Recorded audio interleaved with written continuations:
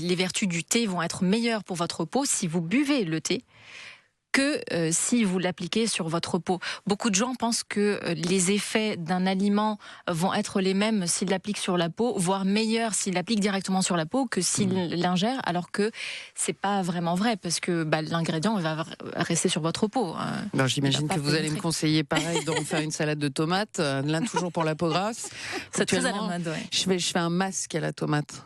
C'est bien ou pas? Alors ça, c'est très à la mode et c'est plus risqué que le thé un peu infusé, un peu tiède sur la peau, parce que le problème d'appliquer des aliments comme ça, c'est qu'on favorise l'inflammation, qu'on favorise la macération et on sait, la tomate, elle a pas mal de vertus, parce que elle contient par exemple du lycopène qui va être intéressant pour la peau, mais c'est mieux quand on l'ingère.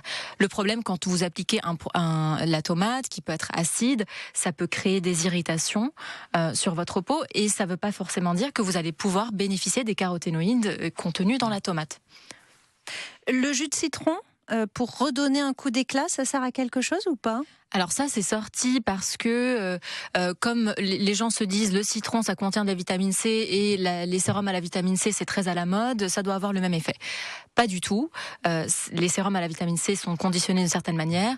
Le citron est très acide, et s'il est appliqué directement, peut être responsable, au contraire, de taches. Ah oui. Il y a certaines femmes avant qui l'utilisaient beaucoup pour nettoyer, et comme elles se retrouvaient dans des endroits extérieurs, elles se retrouvaient avec pas mal de taches sur les mains. Donc, à cause du soleil ?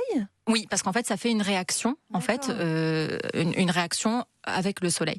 Donc, faire attention, ce n'est pas parce qu'on a une molécule intéressante dans un aliment qu'on peut l'appliquer directement sur la peau. Ça peut justement avoir l'effet inverse parfois. Et le miel pour repulper les peaux fatiguées ? Non, ça ne va pas repulper. Le miel, parfois, alors certains ont décrit des vertus cicatrisantes pour le miel, mais pareil, c'est un corps qui peut créer aussi de la macération. Donc non, ça ne va pas repulper. C'est du sucre. Voilà. Voilà. Je vois venir. Vous allez dire au docteur ou pas que je me démaquille avec du beurre? Je vous laisse le dire, parce que ça, j'avais un peu honte pour vous. C'est un corps gras, donc ça fait glisser le maquillage. Après, c'est pas quelque chose que je vais recommander forcément. Mais ça a des vertus anti-rides, le beurre, non? J'attends de voir des avant-après, moi. Pour l'instant, j'en ai pas vu. Elle est tellement jeune qu'elle n'a aucune ride. C'est ça.